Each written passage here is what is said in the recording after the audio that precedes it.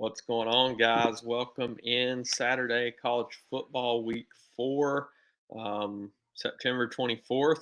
Moving right along through September as we get going in the season. Love that for college football as we get to know these teams and new coaches, new situations, freshmen, guys stepping in, kind of get more and more of a feel for what's going on. A lot of games on the slate today. A lot of the action, I think, is early on in the slate, and then we get to the late portion of the slate, and the totals go down. We sometimes see the opposite there. Sometimes it's spread out, but today it's going to be heavily front loaded. I think for me at least. So what I'm going to do is go through each game as I always do, total spread overall thoughts. And then I'm going to drop into position by position, talk some prize picks, talk some optimizer saber sim building, and then we'll be done. We'll be ready. Hopefully, I can get this out in about 45 minutes, and we'll have an hour and 15 or so to get lineups in. I'll have ranks up as well. If you've not joined us over at patreon.com/JagerBombs, be sure to do so. $10 if you only want one sport. $20 if you want every sport that we cover, obviously NFL, MMA, tennis, golf when it comes fully back next week. We'll have that covered. Tons going on. NASCAR tomorrow. Really excited for what we have going on over here. Obviously, all the college football slates are covered. Have the main slate here sheet up, as you can see there. And then also we have the night slate and the late night slate sheet that is posted in our schedule in our Discord chat. So be sure to join us over there for that later on as well. Full day of college football. We love these Saturdays here. So first game up is Missouri and Auburn. Auburn's a 7-point favorite, 51.5 total. Not overly enthused about this game. This is one that you've got a couple pieces on each side, but definitely not one that I'm stacking up. We'll talk about the running back there for Auburn and maybe some receivers coming back on the other side playing from behind for Missouri here in a bit.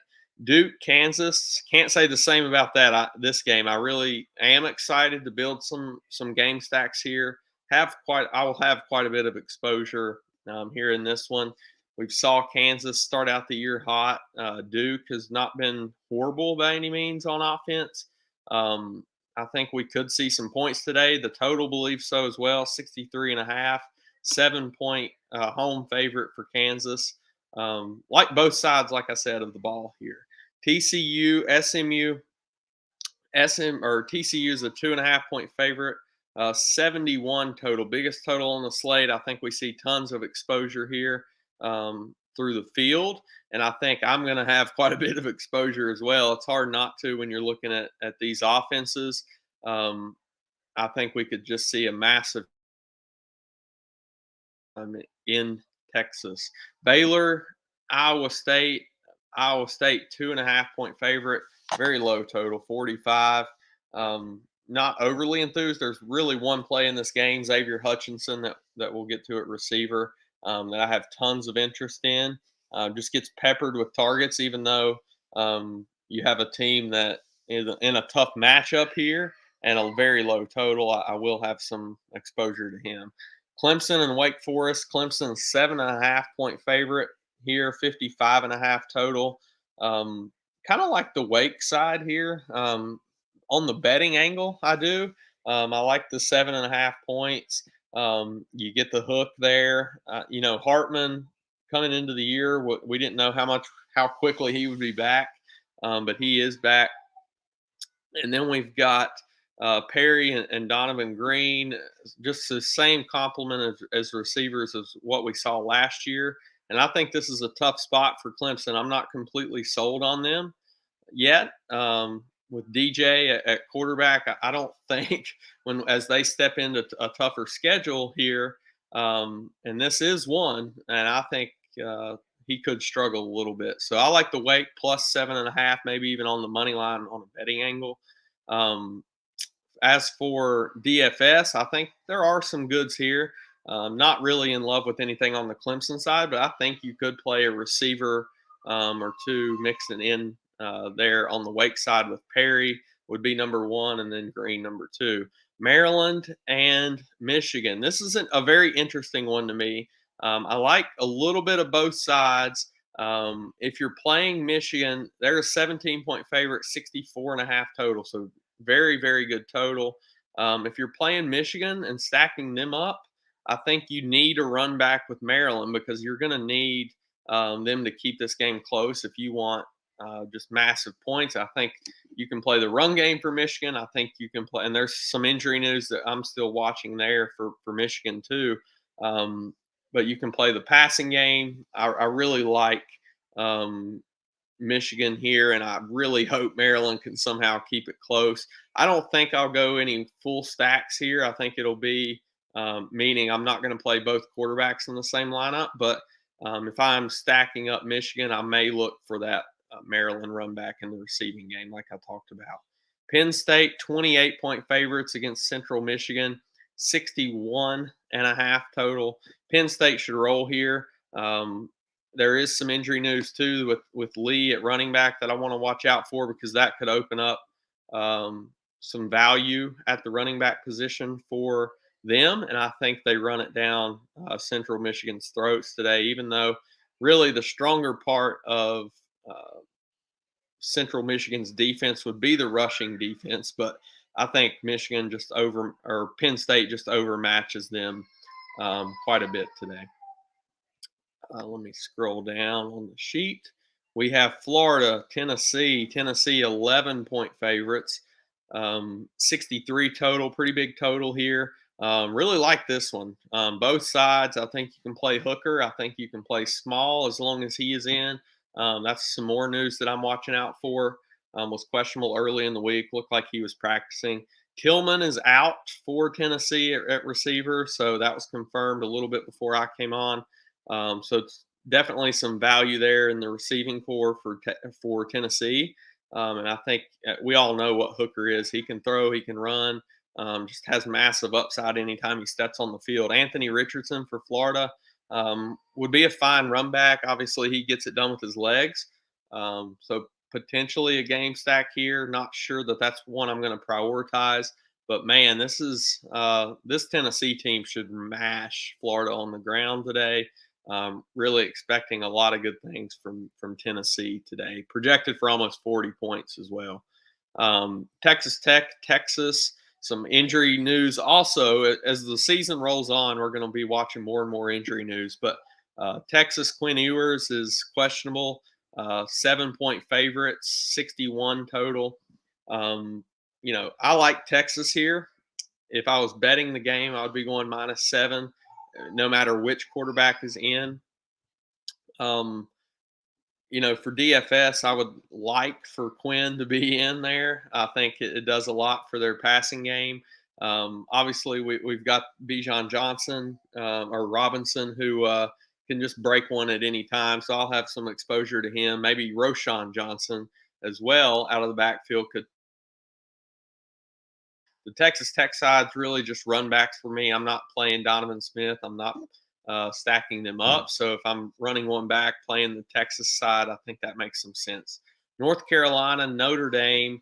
North Carolina, 2.5-point favorite here against Notre Dame. Man, Notre Dame has struggled to start the year. Their defense is not very good, but you know what? North Carolina's defense is not either. We watched them first part of the year against Appalachian State just go into a massive shootout. I think this is a very good spot for Michael Mayer. I don't think he'll have tons of ownership here, but I think this could be a very good smash spot for them, even though this offense is struggling mightily. On the other side, North Carolina's offense with Drake May is not struggling. They get Josh Downs back, it looks like, today. I think he could have a solid day as long as he's not on some kind of pitch count. I think he could definitely smash. We loved him coming into the year. Should have double-digit targets today as well. Minnesota, and this is now the part of the schedule that of the slate that I don't really like, and it's trends towards the end. Minnesota, Michigan State. not a lot that I love here. 50 total, 2.5 point favorite for Minnesota.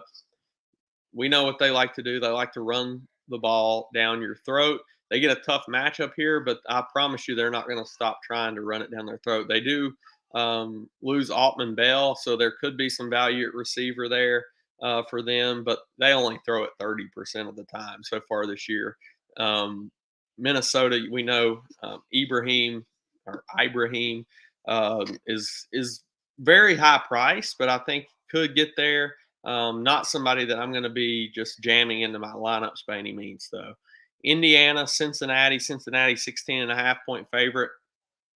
Not a ton I like here except for um, some of the passing game for Indiana. I think they're going to be trailing. I think they're going to have to throw a lot. They already love to throw it. Almost 60% of the time they're throwing it so far this year. So definitely some value in some of those receivers just because of volume.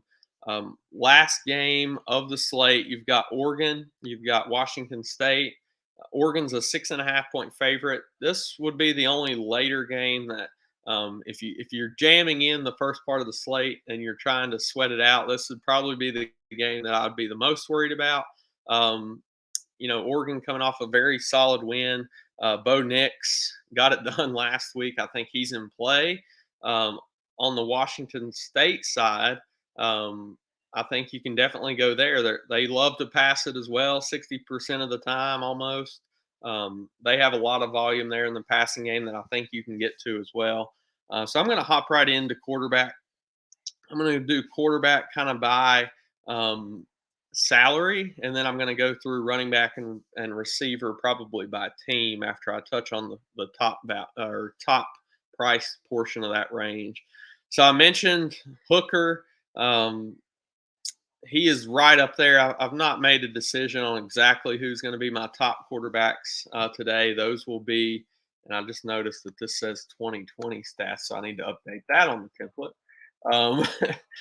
A little past 2020. Um, Hooker makes a lot of sense, though. Like I said, I expect them to have a very good day. He's got like the highest projection on the slate. He's not even shown his rushing ability really yet this year. I think he could do that here um, against a Florida team who struggles against the ground game. Jalen Daniels mentioned I like that Kansas and Duke game as a game stack.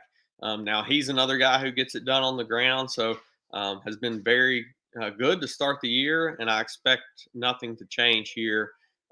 Really like Jalen Daniels today at 7,900. And then I'm going to lump these two together, but you've got that 70.5 or 71 total with Tanner Mordecai for SMU and Max Duggan for TCU.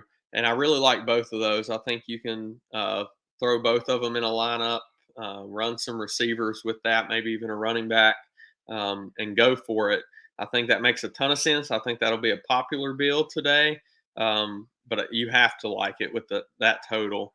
JJ McCarthy for Michigan, really like this Michigan side. Like I said today, the projection's not great on McCarthy, but this guy can get it done on the ground, which he's not really shown this year because he's not had to. Percent completion percentage on 34 attempts to start the year so far. I think he could have a very good day. This is one of those that I just hope that Maryland, I've got him listed as a GPP play because I'm just hoping that Maryland can keep this one close. And I think he could have a massive day. Drake May and Anthony Richardson. Richardson, potential run back there with a game stack maybe with Hooker. He gets it done on the ground. That's where his value lies. Drake May mentioned how Notre Dame is struggling so much. May has shown that he's not afraid to run the ball either. I think he could have a very good day here on the ground. He's almost at 1,000 passing yards already through 3 games, 11 TDs also through the air, in addition to his 150 on the ground. So he's shown to have big upside, and I really do like him for GPPs today. Moving down the pricing, you got Riley Leonard on the other side with Jalen Daniels. He's been solid to start the year so far. has shown the ability to run a little bit as well, which we love in college. We love in any, but especially in college when you have so many dual threat quarterbacks. Bo Nix probably going to be popular, I think, today. After last week, his projection is very, very good. 5,900. They didn't price him up a ton. So yeah, Bo Nix definitely in play with what we saw so far from him this year. And then you've got Robbie Ashford starting for Auburn, 5K. I think he could definitely get it done today as a value quarterback. To kind of recap quarterback, though, I do like to play two of these higher price guys generally in lineups today. If I can get two of the core guys that I have marked there, I will. If I want to go kind of against the grain and go with a off the wall game stack like a Richardson Hooker, I think that makes some sense. Leonard Daniels, but my favorite game stack would be Mordecai and Max Duggan. All right, running back, top price running back, and then I'm going to kind of go. Actually, I'll go position by position, or I will go by salary for running back, and then I will go team by team for receiver. I mentioned Ibrahim, tough matchup, 1,300 more than the second highest running back. Makes it tough to get in there when you have Bijan Robinson at a $1,300 discount and Blake Corum in a very, very good matchup here today. And we're watching some news on Donovan Edwards, who's questionable, which would just up Corum maybe to a lock for me in single entries. I might just jam him right in. If we got news Edwards is out, he would definitely move into just pure number one guy consideration for me. But Bijan Robinson is, as of now, is right there with him. I think he makes some sense. Those two would be my favorite top price running backs. Devin Neal makes some sense there with in that game with a pretty high total against Duke. Jabari Small, I mentioned earlier, and he is still questionable, I believe. So we need to watch that. But I mentioned that Florida has struggled mightily against the run. I could see him having a very good day. If I'm playing him, I'm not sure that I'm going to be playing Hooker in the same lineup. I think that's one that I would try to stay away from just because Small is going to take away the rushing TDs from Hooker unless, they're putting up 50 points, which is possible. I do like them that much today. Will Shipley, 6,700, a little too cheap, but like I said, I like Wake today. So for him to get there, he would have to get involved in the passing game, which he could do. But I'm probably staying away from him today. Kevon Lee, I mentioned, is questionable for Penn State. Need to watch out for that. Charles McClelland was very, very cheap last week, had a good day. I think you can go to him against Indiana in a game that I expect them to be ahead. You could play him. You could play a receiver on the other side for Indiana. Tank Bigsby, kind of mentioned he was one of the only two guys I'm considering in that Auburn-Missouri game. I think he makes quite a bit of sense, just too cheap for the volume that he'll get.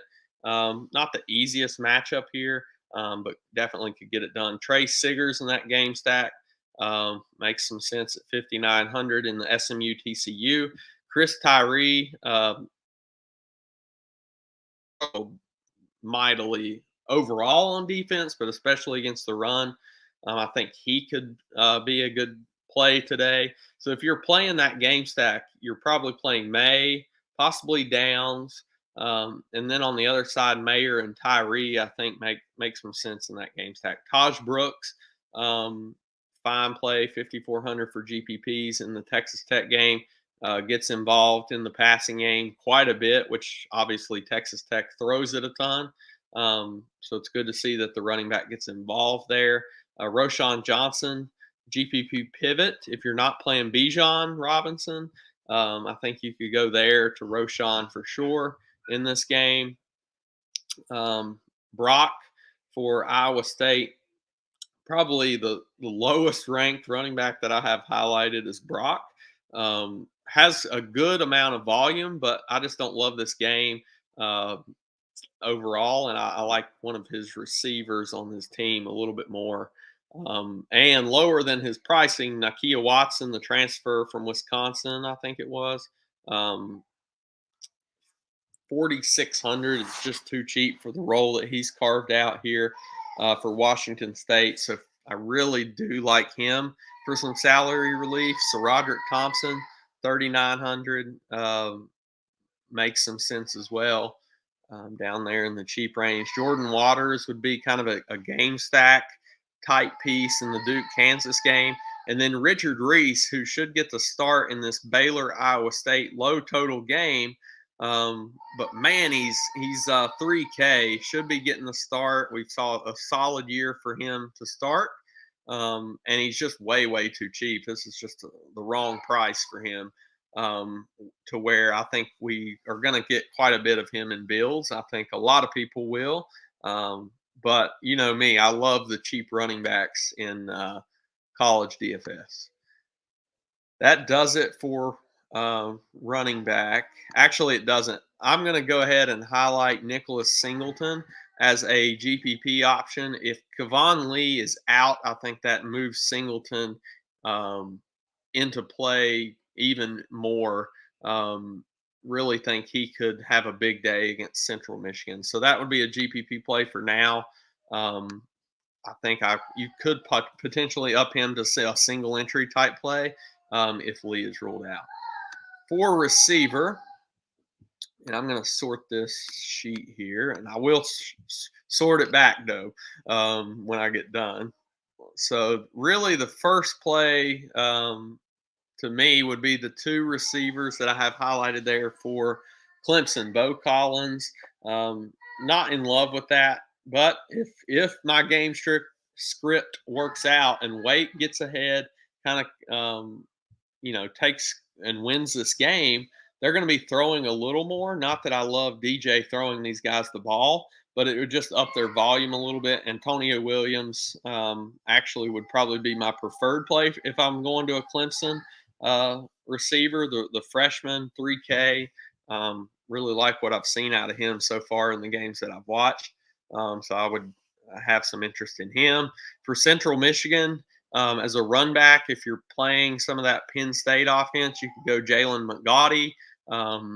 Pretty solid volume through 3 games, and he's only 4K. Have some interest in him. 18 yards per reception so far, about 67 yards a game. Should be trailing, should be throwing here. Decent total, not quite 3 touchdowns projected for them.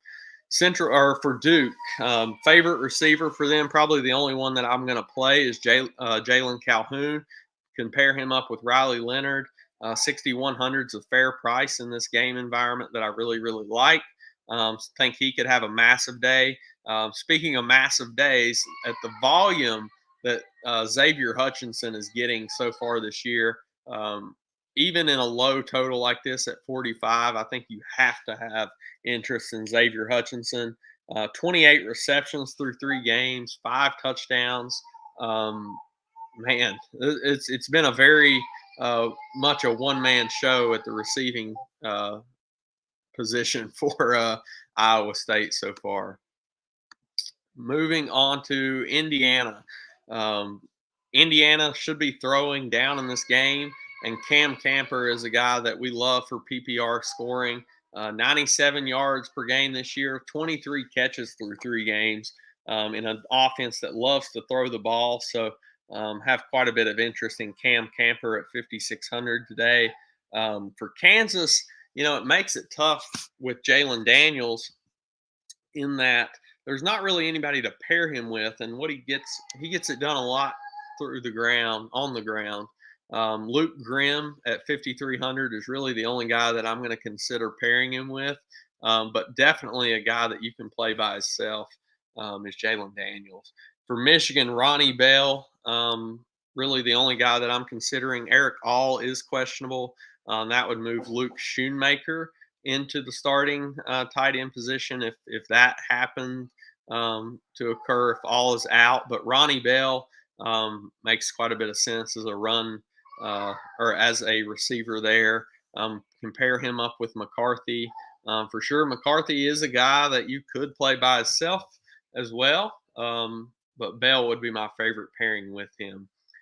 For Minnesota, I mentioned there could be a little bit of value um, with Altman Bell out, and Dylan Wright at 3,500 would be my favorite piece of that. I think he could step up and have a solid day today. For Missouri, I think you can play both of these receivers as a run back on the other side of Tank Bigsby, a team that should be trailing 7-point dogs here. Luther Burden, 5,600. He gets involved in the running game a little bit as well. It's just kind of a matter of time before this guy just breaks the slate, I think, just because of the talent that he has. But Dominic Lovett has led this team in receiving so far through 3 games. 274, about 91 yards a game, 16 catches through 3 games. I think at 5K, he makes quite a bit of sense as a play. For Notre Dame, Michael Mayer is a guy that I think could have a massive day. Like I mentioned, 5,900 is just too cheap for him. He would be really the only guy that I'm looking at as a receiver for Notre Dame, though, as usual. If you're playing Bo Nix, can you pair him up with anybody? Maybe Troy Franklin, 5,200. I will highlight him as a GPP option, but not in love with pairing him up with anybody. I think he can go also by himself. Penn State, Tinsley, GPP option. I think they get ahead and get it done on the ground personally today, so I'm staying away. For SMU, this is where the interesting plays come in this TCU SMU game. Rashee Rice, I don't see how I get around playing him today. 28 catches through 3 games, about like Xavier Hutchinson. 491 in one of the fastest paced offenses, if not in the country, averaging 163 a game. Just massive target volume. Really like him at 8,600. I mean, he's going to be popular, but man, that's a tough fade. Jake Bailey would be the number 2 guy for me at 6,200. I think he makes some sense. Moochie Dixon, I need to update his projection there, it looks like, but I think he could make some sense at 3K. Hope that volume kind of feeds over to him as well. I think that could be a play. Jordan Curley, 4,300 would be kind of the only other guy that I'm really looking at. On some big playability there as well. But Curley does have more catches on the year. Looked at a little bit more. Definitely can mix and match this offense, though. Pass heavy team. Mordecai, you're probably going to want to pair him up with at least Rice, maybe another one in GPPs, and then run it back on the other side with who do you pair up Max Duggan with? And my preference is going to be Tay Barber, who seems like he's been in the with TCU since I don't know 5-6 years. It feels like maybe he has, but man, I think 5,600. I don't think he's going to get a ton of ownership either. A lot of people have question marks about Tay Barber. Quentin Johnson is a little too high priced, I think. I've not liked what I've seen out of him to start the year, certainly, but could definitely get it going here today in a very, very good matchup here with SMU in a game that we expect to just shoot out crazy. Like both of them as well as a stack with Duggan. For Tennessee, Cedric Tillman out. That opens up Jalen Hyatt at 6,800. Very good projection there for him. Brew McCoy steps into a larger role, 5K. And then who else are we going to look at to step up? Ramel Keaton, 4,200 makes some sense there to fill some of that Tillman void today. 4,200 cheap price. I think you can definitely go there.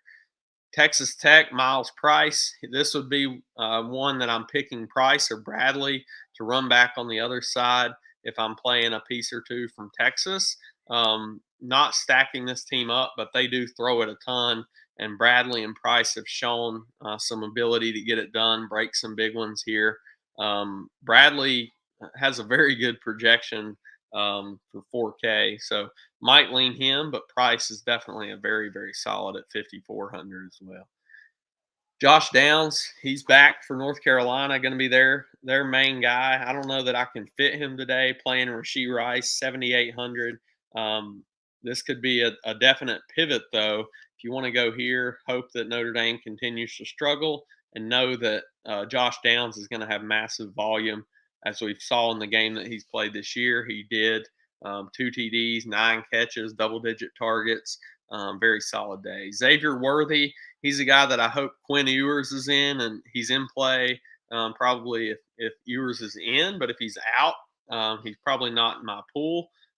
Even though he's had a very solid season start to the season with Hudson Card, but don't think I can get to this passing game with Card in there. I do want Ewers back. A.T. Perry, Donovan Green for Wake Forest. I think they make quite a bit of sense in a game that I expect personally for Wake Forest to take the lead and win this game. They're going to need to throw it. So it's not like I think they get up and then just pound the rock. Wake Forest is just not a great rushing team. I think Perry and Green make tons of sense. You could play Maureen. He's kind of the possession guy. I just think he's a little too high priced for my liking today.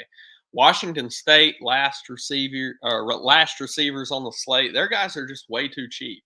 You can kind of do something a little different, which would be play Bo Nix and then go to the other side and just play one or two of those receivers on the other team. Hope Nix gets it done on the ground, and then this team is just chucking it with Washington State. They do spread it around, but Donovan Ali would be definitely the number one guy for me. 3,500, 19 catches, so almost 7, a little over 6 a game for 61 yards for Donovan Ali so far. That gets it done at 3,500.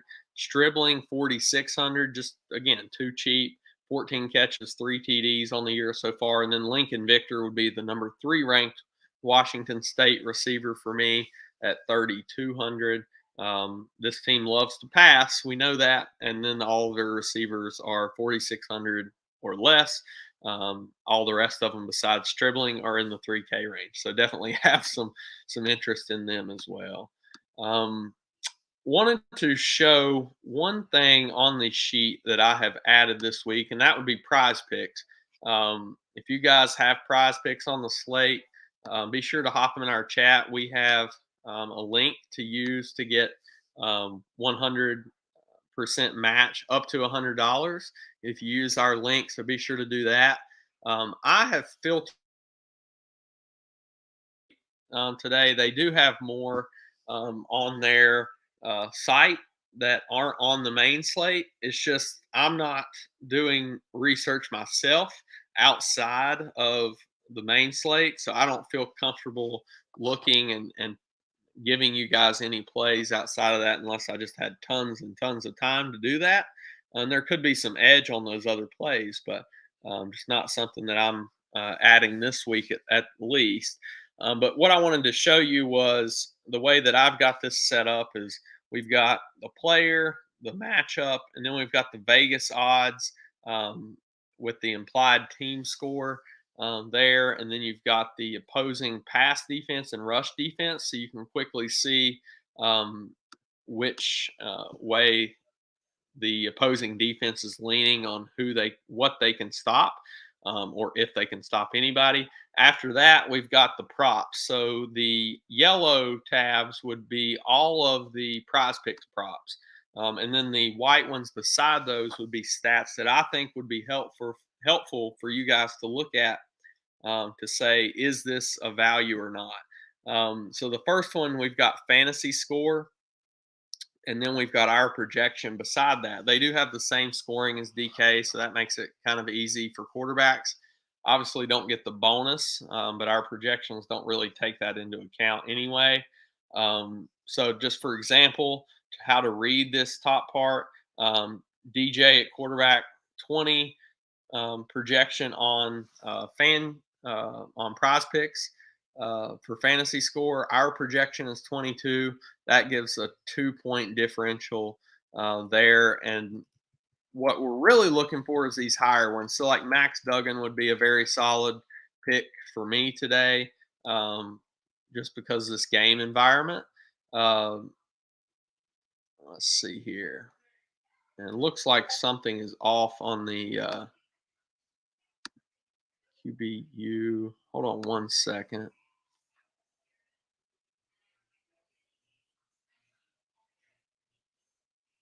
B.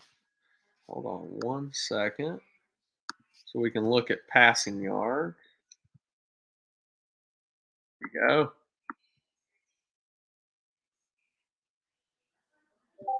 All right. So what we're kind of looking for there is that higher differential or lower.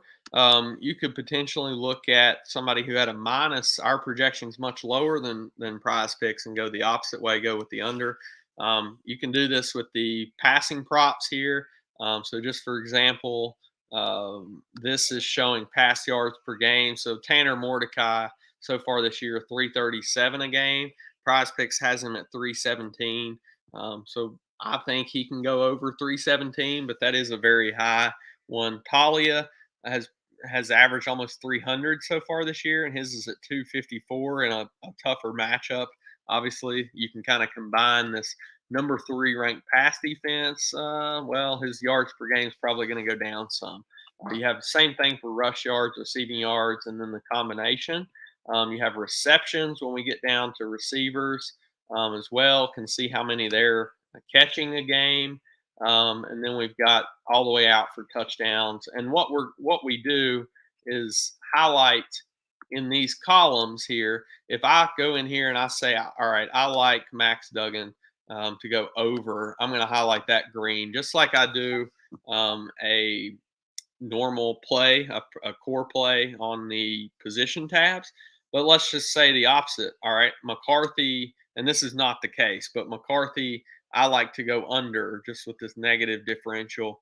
I would highlight that one blue. So blue would be under, green would be over there. So I'll have a couple of those highlighted before lock here as well. Let's see if there's any question. Late but made it. That's all that counts, right, Mike? Um, you got to miss that I was dogging a little bit on your Gators, so we'll let you go back and listen to that. But I'm going to share my screen here, and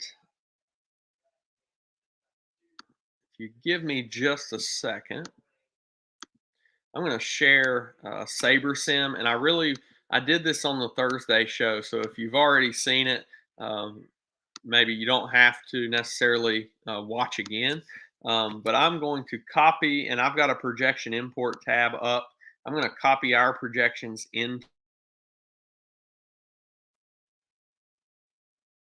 All right, Daniel Jackson.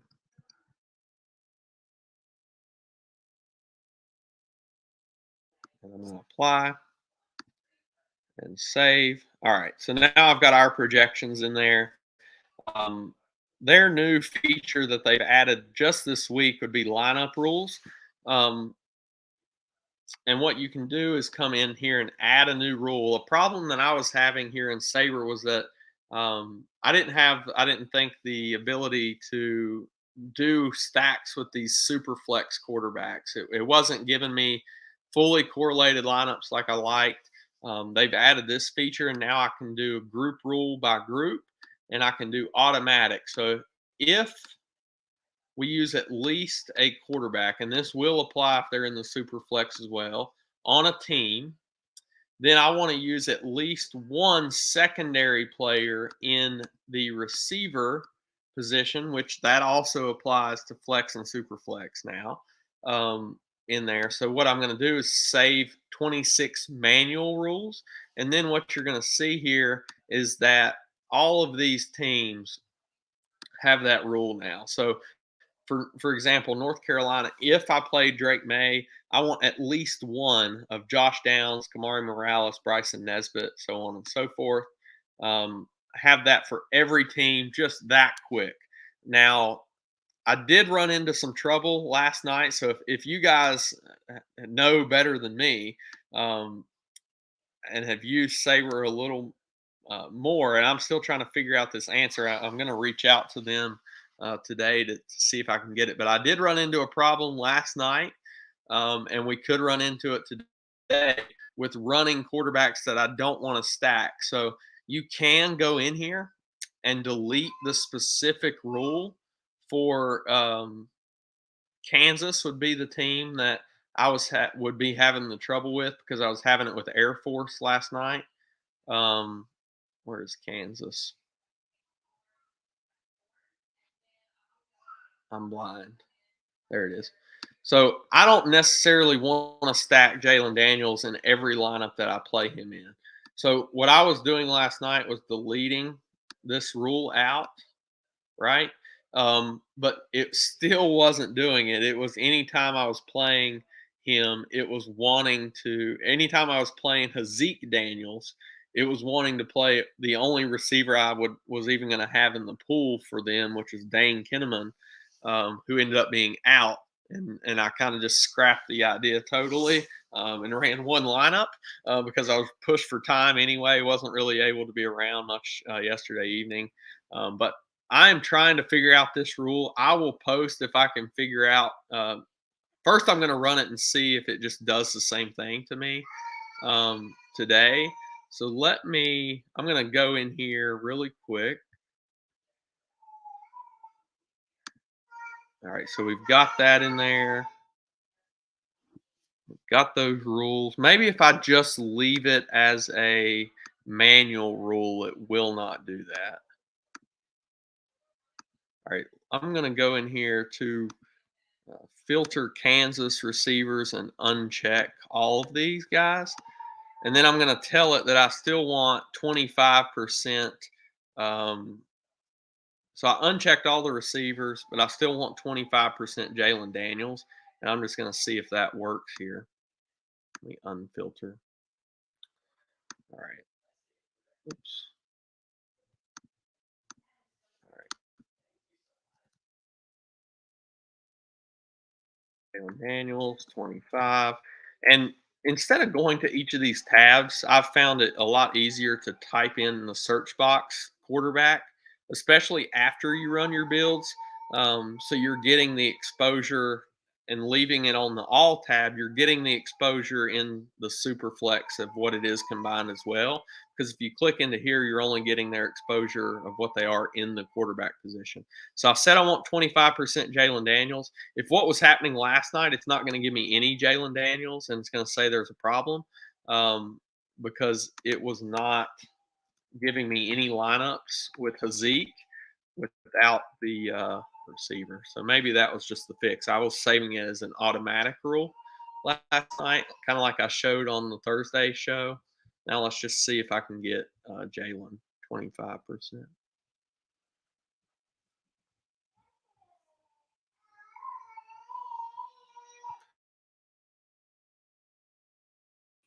Go ahead and drop them in the chat if there's anything you want me to cover. I will touch on some FanDuel specific. I did get some questions about that as well. So let me touch on that while that is loading up. Obviously, like kind of the same plays as far as all the games that are on the early slate. But I'm going to pull up some of the old or the late slate stuff. And I have a feeling that this is not giving me any Jalen Daniels because it's having hard trouble getting to 500 builds with the entire pool being in there.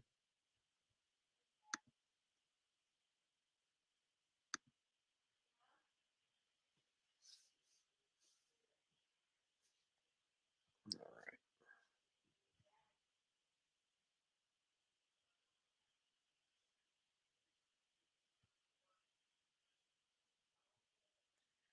All right. So the later slate, you've got Ohio State, Wisconsin.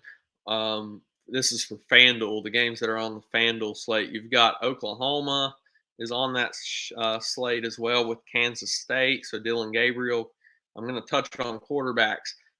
Stroud. very tough matchup here, for Ohio State as far as um, what they've saw so far this year. But I think Stroud is just matchup proof. He does have a tough price though, at 11-4, but you can definitely go to him. The only other two quarterbacks that I can kind of see that I would have exposure to would be KJ Jefferson against Texas A&M, who struggled some on defense, and then maybe some Dylan Gabriel, but probably not going to get there, when I could just get right up to Stroud at a little bit of a higher price. At running back, I do like Raheem Sanders, 9,200 for Arkansas. Um, could definitely, I like him probably even a little more than KJ Jefferson. Deuce Vaughn, Devin A. Chain, Travion Henderson. I think Travion Henderson in a matchup, in a tougher matchup that we think, if he is in, and that is, I think, some news we need to watch out and just see, make sure he's fully healthy. Um, but if he's in at 8,400, I think that is a very good spot, to be a little contrarian against what most people are thinking is a tough defense. Um, Let me finish running back here on FanDuel, and then I'll move back to SaberSim before I close out receiver. Marcus Major, could see a split there, 7,200. I think he makes some sense. A Chain, he has massive upside, but man, he just can't get any lanes or any volume. Um, I think he's in play for GPPs at that price, but and then Deuce Vaughn in a matchup that people probably are going to stay away from, I think makes some sense for Kansas State. Um, I'll just go ahead and finish out the receivers. So really, it's the Ohio State receivers for on FanDuel. Um, JSN, Jackson Smith and Jigba, Marvin Harrison, Egbuka. All of the Ohio State receivers, I think you can go to today. Um, my preference is going to be JSN at that price point. As long as he is back and in, which it looks like he is, I don't see how I don't play Smith and Jigba there. Um, Lowest price of those three guys, Marvin Harrison's 10K. Should have a very, very good game. I'm not saying that he's not, but 10K gets a little tougher. Egbuka, as well, 9,200, I think, definitely in play. Marvin Mims, big play guy for OU. I would probably rather play him than play Dylan Gabriel. And then Johnny Wilson, seems a little too cheap against a horrid Boston College team. Um, I think that you could definitely see this, a solid day for him as well. We saw him get quite a bit of volume last week. 7,500 is a solid price on FanDuel there. So let's see. I'm really hoping that this worked here, but um, all right. I'm going to search for Jalen. Looks like it did give me some. Gave me 25%. All right, I fixed my problem. That makes me feel better. It didn't give me any Kansas receivers because I unchecked them all. Um, I did give me some Kansas receivers. Oh, oh, it's still doing it. Darn.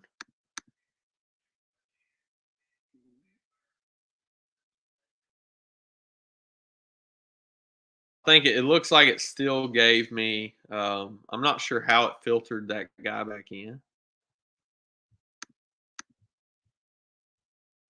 Who did it? How did it leave him in? It left Jared Casey in there. Yeah, so it's still doing what I was saying. And it's like when I set that rule up, it's still doing it. So what I might try doing, and I'll update you in chat if this works. And I'm going to go ahead and hop off so I got enough time. Oh, all right. We got some big news I'm going to touch on right after I finish this thought. But I'm going to go through, and the games that I'm going to be stacking, I'm going to do this manually instead of doing this automatic rule. I'm going to try to do this and just say and do this individually and say, all right, add new rule group if I use, and then I'm going to put in like all the quarterbacks that I do want to stack up. So just for example, Michigan. If I play McCarthy, all right, then my secondary player is Ronnie Bell. Oops.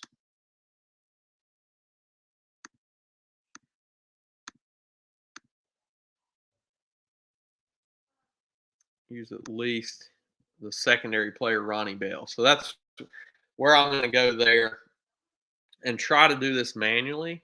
Um, Not sure that it's going to work. Um, so if this rule would be, for example, if I play JJ McCarthy, then play Ronnie Bell. This might be a bad example because McCarthy's another guy I would play, could potentially play by himself. But I want to play with doing these automatic, not doing the automatic rules, just doing the manual ones and see if that works. If it does, I'll update you guys in chat. Last thought I've got, we have looks like Donovan Edwards is doubtful for today for Michigan. So that just quickly moves up Blake Corum for Michigan on my list ahead of Bijan Robinson. He would be my favorite high price running back on the slate today. So, how much is it to use SaberSim? They do have a free trial for 7 days. I'm going to have to go back and see what their exact pricing is now. It might have changed a little bit. Let me see here. We are working on a. They have a 7 day free trial. I think their tools start at 70 or at $50 a month. Let's see. That only allows you to build 20 teams, though. If you want the ability to build more and import your own projections, which you would need for college, it's 90 a month. We are trying to work on a deal with them that we can kind of have, and you do more and more content with their optimizer. But it is definitely my favorite one to use at this point. Um, Hopefully, we get that and we can work in.